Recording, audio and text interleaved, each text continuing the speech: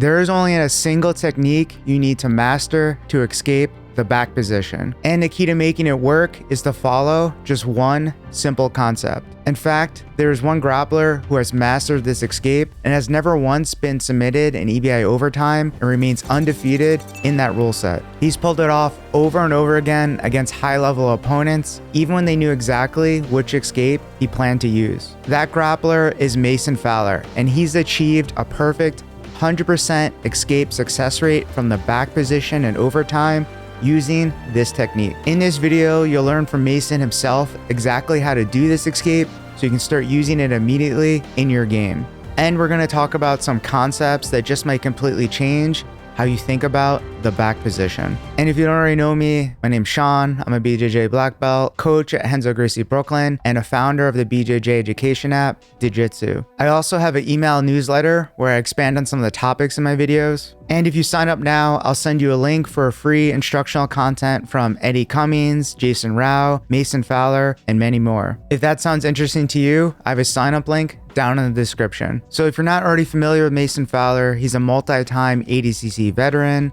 among many other accomplishments. And he's undefeated at 13-0 in the Submission Underground promotion, which follows the EBI rule set for overtime. Now, I don't want to get into too much detail of the EBI overtime rules in this video, but it's up to 3 rounds where the attacker chooses either the back position or the spiderweb armbar position to start from.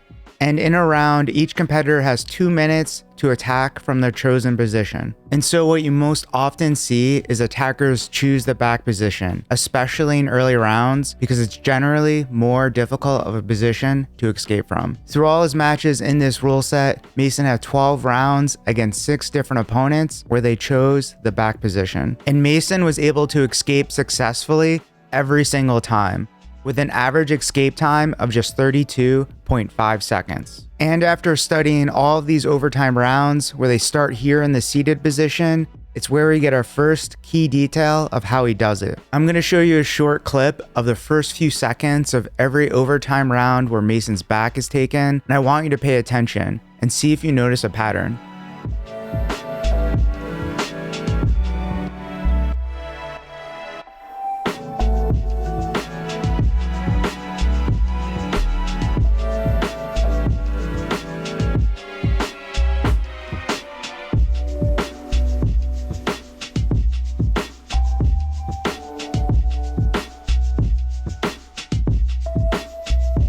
Did you notice anything there? If you paid close attention, you'll notice that Mason goes to one side in particular in every single one of those matches. And that is towards the side of the overhook or the choking arm.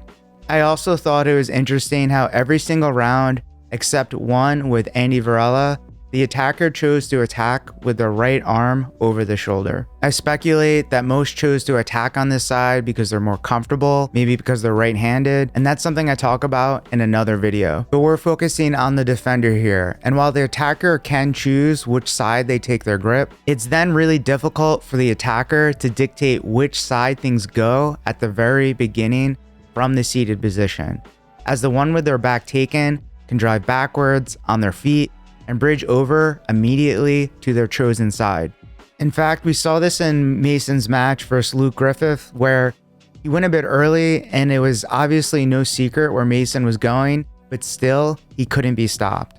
Now that leaves the question, why is it that Mason always chooses to go towards the choking arm side? And to answer that question, we have to go into some of the key differences between the two sides. And Mason refers to this side where the opponent's underhook or the arm under the armpit is towards the bottom as the control side. So if we were on this side, which happens to be my left shoulder right now, notice how the side closest to the mat has his hand coming under my armpit. And he refers to the other side where if the arm over the shoulder or the overhook is towards the bottom as the choking side. The side that has his arm coming over my shoulder closest to the mat, this is the choking side. And like what we showed earlier, it's here in the choking side where Mason prefers to escape from. 99.9% of the time, in most situations, I recommend that if you want to escape, you actually go towards the choking side, okay?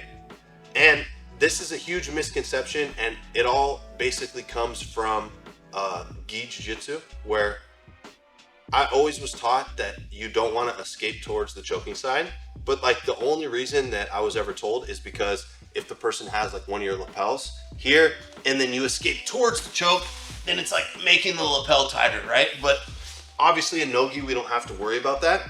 And I actually think that escaping towards the choking side is much better because he has less control, right? And that's why I actually call that side like the control side, right? And Mason's not the only one who was taught to escape from the control side. Recently, I was lucky enough to have a discussion with Sweeney, and she talked about how she also fell victim to this common misconception. Mason is so good at his back escapes, and I think a big part of it is which side he chooses to escape from. Yeah, he's so good at escaping from that choking side. Right, which is the opposite of what I learned.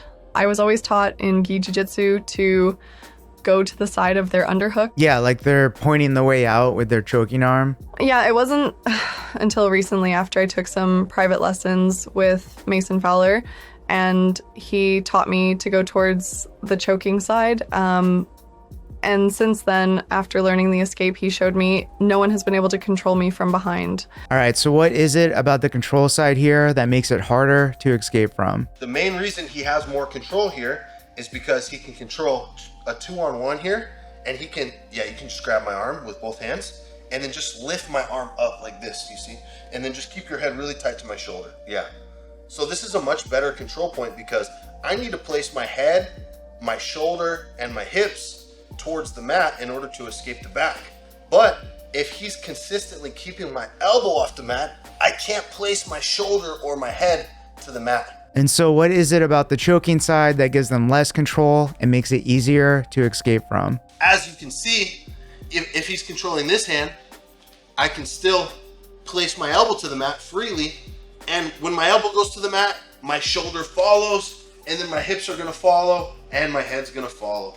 So, it's much easier, in my opinion, to escape going towards the choking side. Also, this isn't Mason's bread and butter escape, but another reason why he likes the choking side here is that it offers the opportunity for a last-ditch rear naked choke escape. The only way that you're gonna escape a fully locked in rear naked choke, really there's two ways. One is you can reach behind the head and you can start grabbing fingers and possibly rip that hand out. So that's the first thing that I'm looking for. The guy locks the rear naked choke. If you can come back and grab the fingers and grab the hand and pull that thing down and then go and fight the choking hand, that can work. If not, if you're not able to grab the fingers, the only other way that you're gonna be able to escape is if you turn and you can hold it like 60%, right? You can start turning, and eventually your chin will get through and be able to break the lock, okay? And we actually saw this in competition. I've done this live quite a few times, but we saw this in competition. If you guys go back and watch the Fight Pass Invitational, Nicky Rod versus Roberto Jimenez. Nicky Rod had Roberto in a full rear naked choke, and we know Nicky Rod has like one of the tightest squeezes in the world, and Roberto was actually able to escape by going that same direction to the choking side. And here's a match with Craig Jones. You're going to see Mason go immediately to the choking side. Craig's going to go for the choke, and you're going to see how Mason's going to use that to turn towards him and escape the position. Now, as soon as he says go here, Mason's going to bridge over. He's going to go to that choking side. Now, I want you to notice here too how Mason turns his hips. So he's misaligned with Craig. As Craig goes for the choke here, Mason turns his chin. He turns to face him. Then eventually here, he's able to turn, face him completely, and escape the position. We have another overtime round here with Cody Steele on Mason's back. Now watch as Cody's going to go for the choke here. Then Mason's going to turn his hips out to misalign and turn into the choke and then escape the position. So of course, we don't rely on this last-ditch escape, but that brings up the question, how do we escape when we're not being choked? But before we get into that, if you haven't noticed already, the instructional clips I've been sharing with you in this video are part of Mason Fowler's brand new course, available now in Digitsu, called Back in Control. The complete course goes much deeper into Mason's back escapes, including additional variations and critical details beyond what we're covering here today. But it doesn't stop there. It also teaches you exactly how to maintain back control and even counter these very same escapes. Beyond just control, Mason shares his favorite attacking sequences, including grip fighting techniques he's used successfully to finish high-level opponents in competition. And he shares his favorite ways to break down opponents from the turtle position, how to handle standing opponents, and much more. And if that sounds like something you'd like to learn, I'll include a link down in the description so you can check it out. So for the actual escape, once you're on the choking side, the first important concept is to make sure your hips are misaligned with their hips. When someone's on my back, I'm trying to establish this position right away. Because as you guys can see, my hips are facing up, right? And then my opponent's hips are facing into me. So this is really good for me because when our hips are facing different directions, it's going to be very difficult for him to choke me. Okay, as you can see, if he goes and tries to do a rear naked choke, it's very difficult. He doesn't have a good angle. Okay, so that's one concept I want you guys to think about when it comes to escaping the back, but also when it comes to taking the back. Anytime you're taking the back, you always want to make sure your hips are facing the same direction as your opponent. And vice versa. When you're escaping or defending, try to always move your hips where they're facing a different direction. So in this case, his hips are facing into me and mine are facing up. Now, once the hips are misaligned, the next thing we want to focus on is controlling the seatbelt and not getting distracted and worrying about the hooks or their legs. And the next step is to break the seatbelt. And Mason has a very specific hook grip he likes to use to break this grip. What I want you guys to think about is getting your fingers underneath their fingers. I'm not just gonna grab the hand and remove it, okay? I'm using this hook grip here, and I'm gonna work on getting my fingers underneath his fingers, okay? The more my fingers actually go under his fingers and like touching his palm, the stronger my grip's gonna be, okay? So look how my fingers go inside of his index finger here. My other hand's also controlling his other hand, but it's not gonna be doing anything. It's just gonna be holding his hand here. My left hand is what's gonna be removing the grip. So I'm pulling up on the finger. You can hold it like pretty tight. I'm pulling up on the fingers and I'm pushing in with my palm. You see how it's prying his hand off? Here. Okay, once I feel that his hand's almost off, then I can remove them. Yeah, just here. Okay, now I have control of both the hands and I'm just gonna separate them as much as possible, right? Now that I have his hand separated, I have to go really fast. I'm gonna let go of his hand and I'm gonna go 2-on-1. This part has to go fast because if I wait right here, he's gonna use his left hand and he's just gonna grab his own forearm. Exactly, and now it's gonna be harder to remove the head because he's gonna be pulling his arm down as I'm pulling it up. And it's gonna be more of a fight. I can still win, but I'll rather just not go through that, right? So as soon as I break the grip, look how I separate his hands. I go 2-on-1 and I remove right away. Okay, that part has to be fast. And at this point alone, in EBI overtime rules, you're basically already escaped once you get your shoulders to the mat and you turn to face your opponent. Like, you don't really have to worry about follow-ups like getting mounted. And unless they have like a submission threat already in place, like an arm triangle or arm lock, the round is over immediately. And this is something we've seen Mason utilize over and over again in that rule set. Like in this sequence here, you're gonna watch as soon as they say go, Mason's gonna bridge over to that choking side here, misalign the hips. Now the next thing to do, as he's gonna address that grip, see how he uses that hook grip here?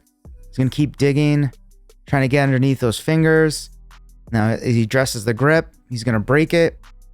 As soon as he breaks that grip, watch as he brings the arm over right away, turns his hips, and he's out. Of course, most of the time, you're not in an EBI overtime situation when someone has your back. So when you escape, you don't want to immediately end up and bottom mount. So we're not going to get into too much detail here in this video, but there are two broad categories of escapes Mason likes to use to prevent the mount. The first is like here, if they don't cross their legs, Mason will look to get inside position with his inside elbow and control his leg with his other arm. Hip escape, frame, frame. He comes up and I place the knee shield and push him away. And the other type of escapes are when his opponent will cross their legs like we see here. And in particular, when they cross their legs this way, where their top leg is reinforced with their bottom. Hips up, break the grip, 1, 2, 2-on-1, remove the head. Yeah, my partner doesn't want me to escape out, so he's gonna cross the feet. Okay, if the feet are crossed this way, I can still do the first technique. He crosses the other way. I can't do the first technique. Switch the hips. 1, 2, come up. 1, 2, and finish postured up. And to see this in action, we have a match here in overtime. Craig Jones has Mason's back here. He has a body triangle, which is even more difficult to escape from. Mason's gonna get this 2-on-1 here. He's gonna bring that arm across, get his shoulders to the mat. Now watch as he bridges, comes on top, and the Craig's close guard. And after studying every one of Mason Fowler's matches, it's clear. The techniques we covered today are exactly what he uses every day at the highest levels of competition. But here's the thing, this isn't something just unique to Mason, where he uses a small set of techniques for his escapes. Unlike the number of guard and passing techniques, which can seem infinite and overwhelming, effective escapes from bad positions, like the back, are actually quite limited. When you're planning and developing your own game, it's important to keep this in mind. Just by focusing on a few key fundamental escape techniques can completely transform your game and your confidence on the mats. Anyway, I hope you found this video helpful. Thank you for watching.